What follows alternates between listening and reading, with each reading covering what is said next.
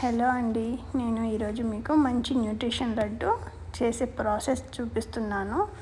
ఇది మన ఆరోగ్యానికి మంచిది, ప్లస్ అన్నీ కావలసిన న్యూట్రిషన్స్ మన బాడీకి వస్తాయి. ఇది మీరు డైలీ ఒక లడ్డు తింటే చాలు. నేను స్పెషల్గా ఈ లడ్డు చేశాను. ప్లస్ ఏంటంటే ఈరోజు గురు పౌర్ణమి కదా, టెంపుల్కి నైవేద్యంగా తీసుకెళ్దామని కూడా చేస్తున్నాను. మీరు కావలసిన డ్రై ఫ్రూట్స్ ఏవైనా వేసుకోవచ్చు.